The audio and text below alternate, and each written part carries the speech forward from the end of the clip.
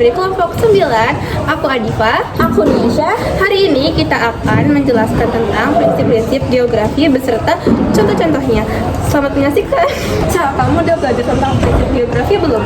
Udah dong. Tapi biar makin paham, gimana kalau aku jelasin dulu tentang pengertian prinsip geografi itu? Jadi, prinsip geografi itu adalah dasar dalam mempelajari dan menganalisis fenomena di permukaan bumi agar lebih sistematis dan mudah dipahami. Prinsip ini terdiri dari 4 jenis. Yang pertama adalah distribusi atau penyebaran.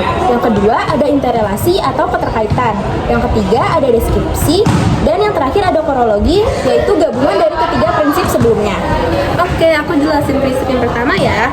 Yang pertama itu adalah prinsip distribusi atau penyebaran. Pengertiannya, fenomena geografi tersebar tidak merata di permukaan bumi, baik karena faktor alam maupun aktivitas manusia. Contohnya itu seperti internet lebih lancar di kota daripada di desa.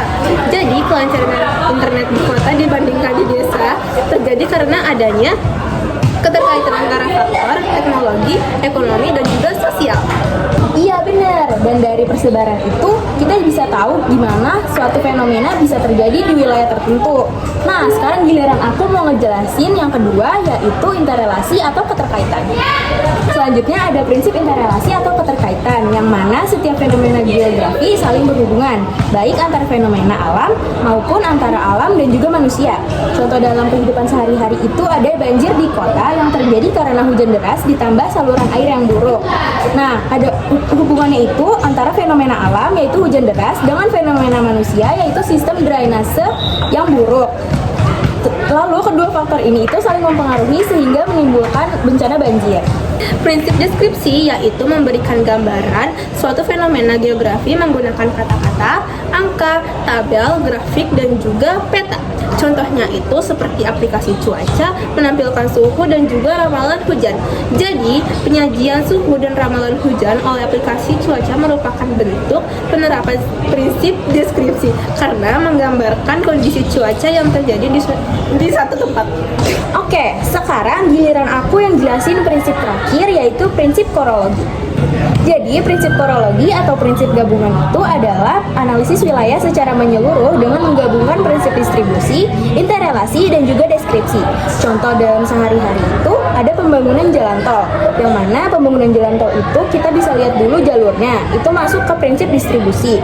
Di mana jalur yang ramai, mana jalur yang padat kendaraan. Terus kita juga bisa mempelajari dampaknya ke masyarakat dan lingkungan. Itu masuk ke prinsip interrelasi. Kita tuh bisa berpikir apakah jalan tol itu bikin macet atau merugikan warga sekitar atau malah membantu ekonomi. Lalu kita bisa membuat peta atau rencana pembangunan yang mana ini masuk ke prinsip deskripsi. Ini tuh agar semua pihak tahu gambaran jelasnya jalan tol ini tuh kayak gimana akhirnya. Nah, ketiga hal tersebut itu melibatkan 3 prinsip sebelumnya. Maka ini termasuk ke dalam prinsip korologi.